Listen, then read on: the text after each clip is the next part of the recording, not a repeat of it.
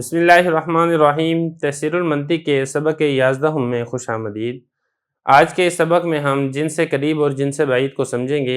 इस सबक के पहले हिस्से में हमने जिन से करीब और जिन से बाईद को एक मिसाल से समझा था। आज के इस सबक में हम दो मज़ीद मिसालों से इसी मसले को समझेंगे। देखिए, एक मिसाल आपने जिन से करीब और जिन से बाईद की पढ़ ली है। हम दूसरी मिसाल पढ़ते हैं। दूसरी मिसाल है जौहर। जौहर किसको कहते हैं ये मैं आपको पहले बता चुका हूं। जौहर उसको कहते हैं जिसका वजूद हो। अब वजूद की फिर आगे दो किस्में हैं। एक है कि उसका वजूद जिस्म वाला है और दूसरा है कि उसका वजूद जिस्म वाला नहीं है। जिस्म वाला है इसकी मिसाल जैसे पत्थर, और जिस्म वाला नहीं है इसकी मिसाल जैसे हवा। अब हवा का वजूद तो है लेकिन हवा का जिस्म नहीं है। इस जौहर को जिन्सुल अजनास भी कहते हैं। ये बात पहले मैं आपको बता चुका हूं। अब आप आगे देखें।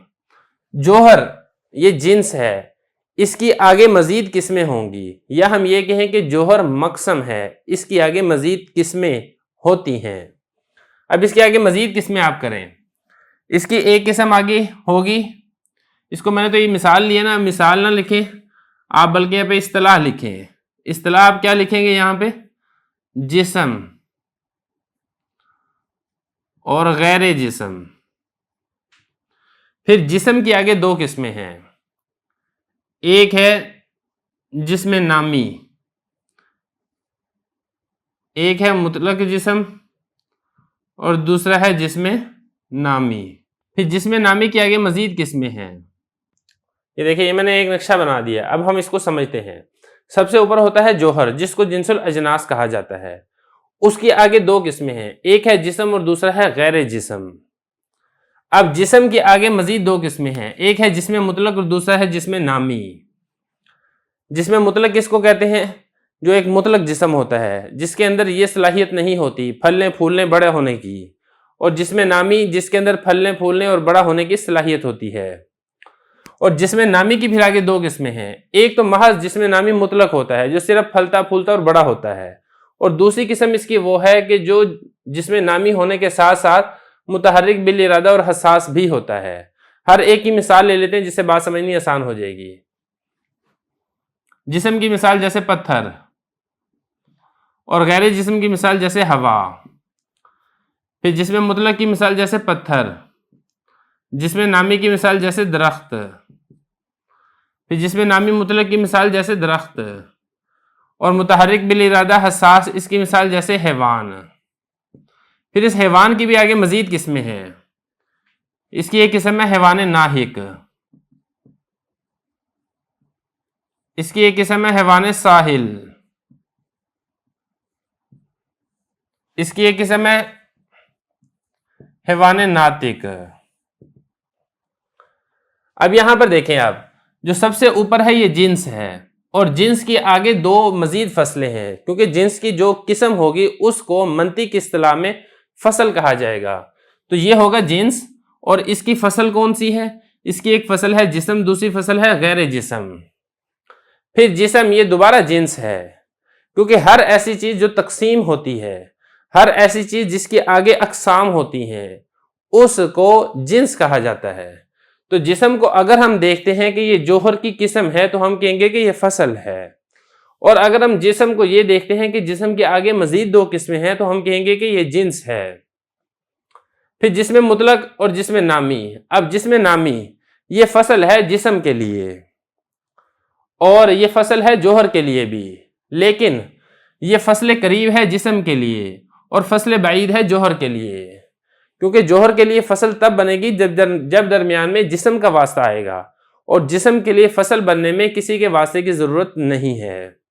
बिल्कुल इसी तरह जौहर जिस्म के लिए जिनसे करीब है, क्योंकि बगैर किसी वास्ता के ये उसका मकसम बन रहा है, लेकिन जौहर जिस्म नामी के लिए जिनसे बाईद है, क्योंकि दरमियान में जिस्म का वास्ता आ रहा है।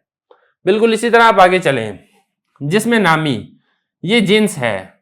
ये जिन्स क्यों है? क्योंकि आगे इसकी मजीद किस्में हो रही हैं। एक है जिस्म नामी मुतलक, दूसरा है जिस्म नामी मुतहर्रिक बिल इरादा हसास। इसकी मिसाल जैसे हैवान, तो ये दोनों बनेगी इस जिन्स के लिए फसल, ये बनेगी फसले करीब। इसी तरह ये भी बनेगी फसले करीब, क्योंकि ये दोनों किस्में इस दरख्त के लिए बगैर किसी वास्ता के फसल बन रही हैं।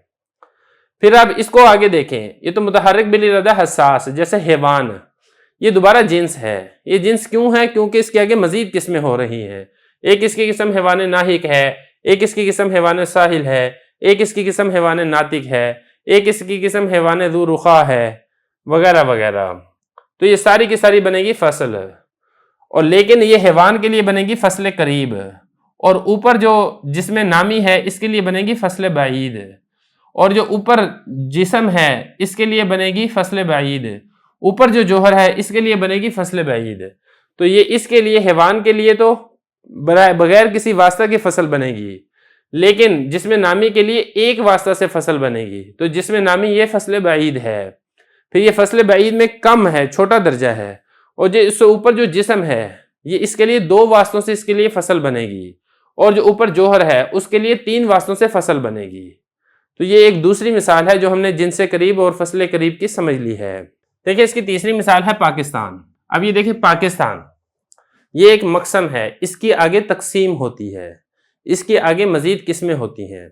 अब इसके आगे मजीद किस्में कैसे होंगी? इसकी किस्में होंगी इसके सूबों के एतबार से, जैसे सिंध, पंजाब, KPK, बलोचिस्तान। अब ये इसके सूबे हैं, तो हम ये कहेंगे कि ये इसकी अकसाम है। तो पाकिस्तान बनेगा मकसम,